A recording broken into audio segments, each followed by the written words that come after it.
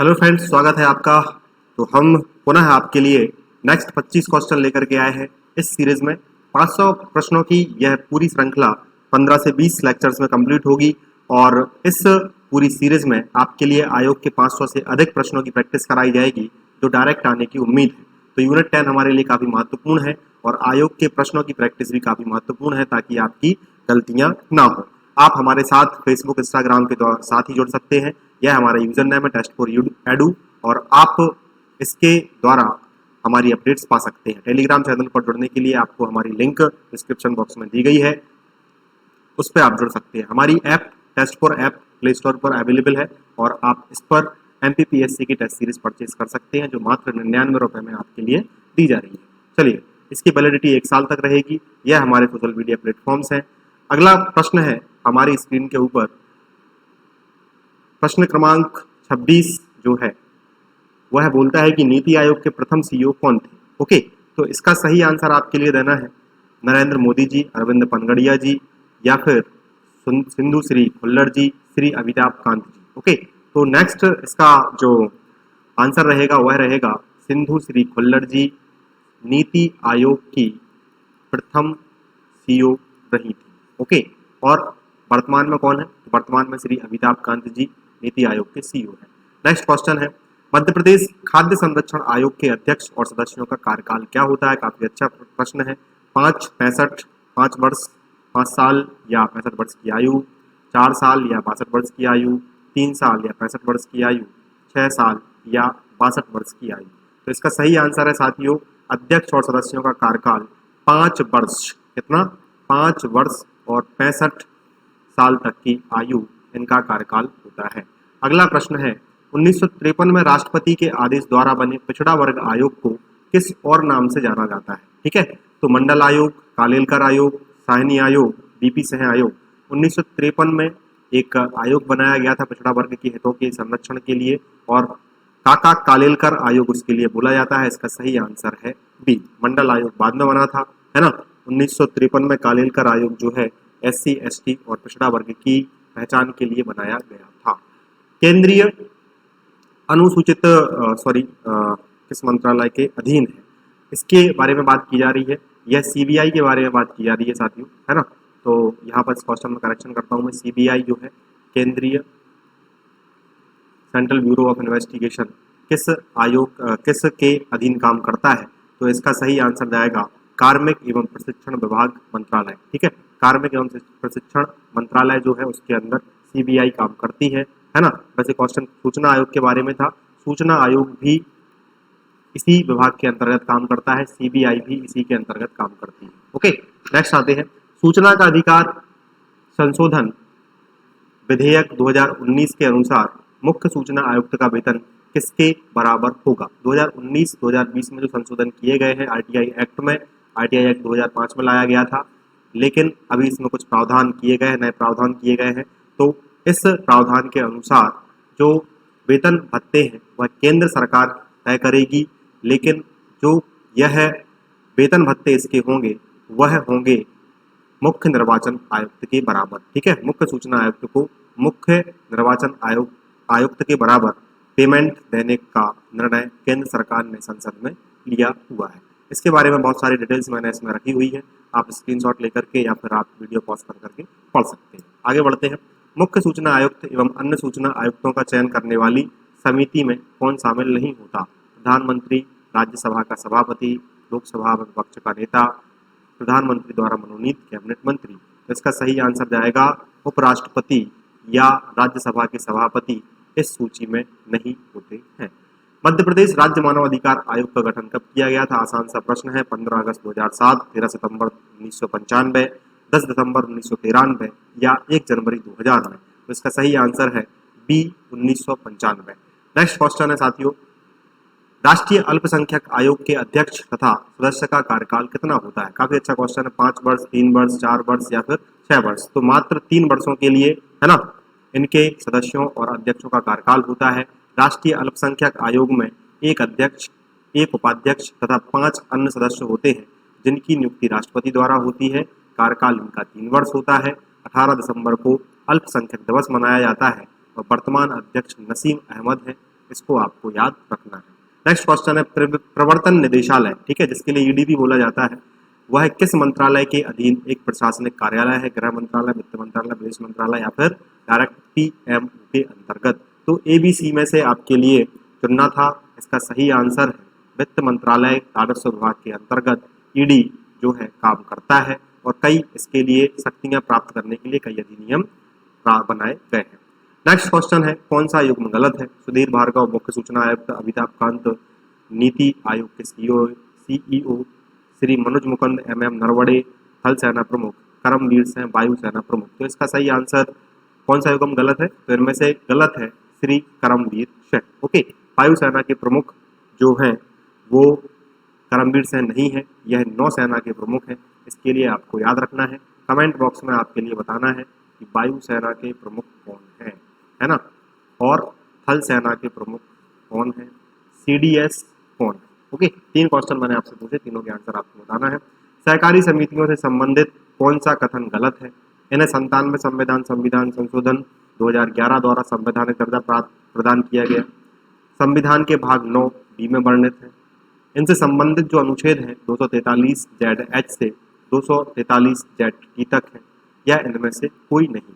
गलत कथन बताना है, तो इसका गलत कथन है डी, है ना, इनमें से कोई नहीं, मतलब कि कहने का तात्पर्य है कि यह सभी कथन सही है। सहकारी समितियां भी संवैधानिक संस्थाओं में गिनी जाती हैं, तो इसके लिए भी आपको याद रखना है ये तीनों जो कथन है यह सहकारी समितियों से संबंधित है। नेक्स्ट क्वेश्चन है एमएल सिंघवी समिति और पीके थोंगन समिति की सिफारिशों के आधार पर 1989 में राजीव गांधी सरकार पंचायती सुधार हेतु कौन सा संविधान संशोधन लेकर के आई थी, लेकिन यह पारित नहीं हो सका था? तो यह था 64वां संविधान संशोधन अधिनियम जो आया था 1989 में, जिसे राज्यसभा द्वारा नकार दिया गया था। प्रथम राजभाषा आयोग के अध्यक्ष कौन थे? ठीक है, तो जो एसआई की तैयारी कर रहे होंगे उनको तो पता होगा, पढ़ाया जाता है राजभाषा आयोग, लेकिन एमपीपीएससी में भी हमारे लिए पढ़ना है। तो बीजी खेड़ साहब जो थे वह प्रथम राजभाषा आयोग के अध्यक्ष थे और राजभाषा आयोग से संबंधित प्रावधान अनुच्छेद 344 में किए गए हैं। निर्वाचन आयोग से संबंधित गलत युग्म है। प्रथम निर्वाचन आयुक्त सुकुमार सेन, प्रथम महिला मुख्य निर्वाचन आयुक्त बीएस रमा देवी, प्रथम मुस्लिम मुख्य निर्वाचन आयुक्त एस वाई कुरैशी। बिल्कुल तीनों सही है ना। नेक्स्ट आपके लिए याद रखना है अंतरराष्ट्रीय न्यायालय में जज केबी के सुंदर, तो यह गलत है ना, केबी के सुंदर नहीं रहे हैं कभी भी। अंतरराष्ट्रीय न्यायालय में जज डॉक्टर नागेंद्र सिंह अंतरराष्ट्रीय न्यायालय के जज बने हुए थे। ठीक है, राष्ट्रीय महिला आयोग की लगातार 2 बार अध्यक्ष नियुक्त होने वाली महिला कौन है? श्रीमती जयंती पटनायक, विभा पार्थसारथी जी, डॉक्टर गिरिजा व्यास और ममता शर्मा। तो आंसर है सी, डॉक्टर गिरिजा व्यास 2005 से लगातार 2008 तक और फिर 2008 से 2011 तक 2 बार लगातार क्या रही हैं? महिला आयोग की अध्यक्ष रही हैं। कौन सा युग्म गलत है ना, यह पूछा गया है कौन सा युग्म गलत है, मतलब कि आयोग दिए गए निकाय और वह किस मंत्रालय के अंतर्गत काम करते हैं यह दिया गया। क्षेत्रीय परिषद गृह मंत्रालय, केंद्रीय प्रशासनिक अधिकरण कार्मिक मंत्रालय, केंद्रीय अन्वेषण ब्यूरो मतलब ये सीबीआई के बारे में है ना, और राष्ट्रीय मानव अधिकार आयोग गृह मंत्रालय। तो गलत है भैया सीबीआई वाला, मैं आपके लिए पहले ही बता चुका हूँ, बाकी के तीनों सही है ना। सीबीआई जो है वह कार्मिक एवं प्रशिक्षण मंत्रालय या विभाग के अंतर्गत काम करती है। यह क्वेश्चन काफी अच्छा है। यहाँ आपके लिए क्या है, मैच द कॉलम करना है। राजनीतिक दल दिए गए हैं, गठन का वर्ष, सीपीआईएम कब बनी, सीपीआई कब बनी, एआईडीएमके कब बनी और तेलुगु देशम टीडीपी कब बनी। ये क्वेश्चन मुझे लगता है एमपीपीएससी में एक बार आ भी चुका है और ऐसा क्वेश्चन रिपीट होने की भी संभावना है। ठीक है, तो इसके बारे में आपके लिए याद रखना है सीपीआई का निर्माण हुआ था 1920 में, फिर सीपीआई से सीपीआई मार्क्सवादी टूट करके 1964 में बनी। एआईडीएमके, ठीक है, ऑल इंडिया द्रविड़ कुछ करके इसका नाम है, 1972 में बनी थी और टीडीपी तेलुगु देशम पार्टी 1982 में बनी थी। ठीक है, तो इसको याद रखना है। एआईडीएमके का फुल फॉर्म आप चेक कर लीजिएगा, मुझे एकदम से याद नहीं आ रहा है। ओके, 1992 में अधिनियमित नए पंचायती राज बिल में से हटकर अनेक प्रावधान किए गए हैं, निम्न में से कौन सा प्रावधान नहीं था? इसका आंसर मैं डायरेक्ट आपके लिए बता देता हूँ, है ना, बहुत बड़ा क्वेश्चन है, आप पढ़ लीजिएगा। पंचायतों के सदस्यों के संबंधित नियमित पारिश्रमिक ताकि उनकी समय पाबंदी जवाबदेही सुनिश्चित हो सके 1992 में यह प्रावधान नहीं किया गया था। ठीक है, यह पुराना क्वेश्चन है, ऐसे क्वेश्चन आने की उम्मीद कम होती है, लेकिन एक बार क्वेश्चन यूपीएससी में आ चुका है तो मुझे लगा कि एमपीपीएससी में आयोग वाले सेक्शन में भी काम में आ सकता है। भारत के निर्वाचन आयोग के कार्य है संसद एवं राज्य विधानमंडलों के सभी चुनाव कराना, राष्ट्रपति एवं उपराष्ट्रपति पदों के लिए चुनाव कराना, किसी राज्य में स्वतंत्र तथा निष्पक्ष चुनाव हो इसके लिए अनुकूलन दशा न होने पर राष्ट्रपति शासन लगाने की अनुशंसित करना, निर्वाचन सूचियां तैयार कराने का कार्य करना, निरीक्षण निर्देशन का कार्य करना। तो 1, 2 और 4 सही है। ओके, ये राष्ट्रपति शासन लगाने की जो अनुशंसा है या तो संबंधित राज्यपाल के द्वारा की जाती है या फिर राज्यपाल फिर कैबिनेट को बोलेगा, केंद्रीय कैबिनेट निर्णय देकर के राष्ट्रपति को बोलेगी और फिर वहां पर क्या होगा, राष्ट्रपति शासन लगाया जाएगा। तो इसका सही आंसर कौन सा दिख रहा है, 1, 2, 4, तीसरा वाला गलत है। ओके, नेक्स्ट चलिए आगे चलते हैं। निम्नलिखित कथनों पर विचार कीजिए। भारत में राज्य के महाधिवक्ता की नियुक्ति भारत के राष्ट्रपति द्वारा संबंधित राज्य के राज्यपाल की अनुशंसा पर की जाती है। नीति आयोग एक संवैधानिक आयोग है, दोनों ही गलत है। ठीक है, राज्यपाल डायरेक्ट महाधिवक्ता की नियुक्ति करते हैं, राष्ट्रपति का उसमें कोई लेना देना नहीं है। और नीति आयोग एक स्टैट्यूटरी बॉडी है जो कि एक कैबिनेट के प्रस्ताव द्वारा बनी हुई है, ना कि यह संवैधानिक निकाय है। तो आंसर डी, ना तो 1 और ना ही 2। नेक्स्ट क्वेश्चन है, भारत के महान्यायवादी अटॉर्नी जनरल के विषय में निम्नलिखित कथनों पर विचार कीजिए। वह भारत के राष्ट्रपति द्वारा नियुक्त किया जाता है, बिल्कुल सही है। उनमें वही योग्यता होनी चाहिए जो सर्वोच्च न्यायालय के न्यायाधीश में होती है, बिल्कुल सही है ना। और उसे संसद के किसी भी एक सदन का सदस्य होना चाहिए, ये गलत है। संसद द्वारा महाभियोग लगाकर उसे हटाया जा सकता है, यह भी गलत है। तो केवल 1 और 2 इसके सही आंसर है ना। महाभियोग डायरेक्ट या आप राष्ट्रपति पर लगाते हो, महाभियोग शब्द राष्ट्रपति के लिए प्रयोग किया जाता है ना। तो इसके लिए केवल 1 और 2 सही है, ऊपर के 1 और 2 बस करेक्ट है और इसका ऑप्शन ये सही है। बाकी के नीचे के 3 और 4 गलत है, तो बाकी के सारे ऑप्शन भी गलत हो जाएंगे।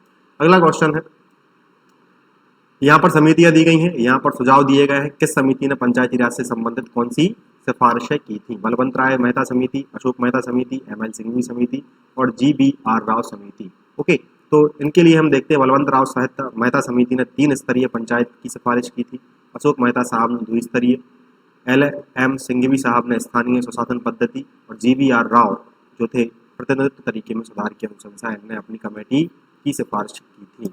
नेक्स्ट चलते हैं, एक व्यक्ति पंचायत का चुनाव कब लड़ सकता है? यदि उसने 25, 30, 21, 18, तो इसका सही आंसर है 21 वर्ष की आयु प्राप्त कर ली हो तो यह क्या कर सकता है? पंचायत का चुनाव लड़ सकता है, सरपंच बन सकता है, पंच बन सकता है, उप सरपंच बन सकता है।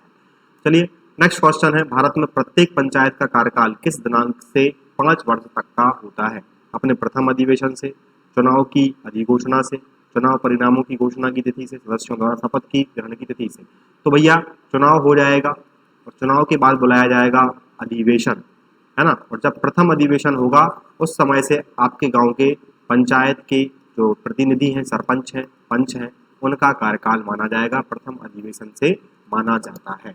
ओके, नेक्स्ट क्वेश्चन है और आज का लास्ट क्वेश्चन है, भारत में राज्यों के बीच सहयोग और समन्वय प्राप्त करने के लिए निम्नलिखित संस्थाओं में से कौन सी संविधानेतर और विधितर संस्थाएं हैं?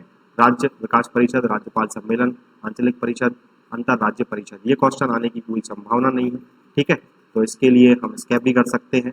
बाकी इसका सही आंसर होगा डी, क्योंकि जो अंतर राज्य परिषद है इसमें थोड़ा सा ऑप्शन में चेंज है ना, संविधान नेतर संस्था नहीं है, ऐसा कर सकते हैं।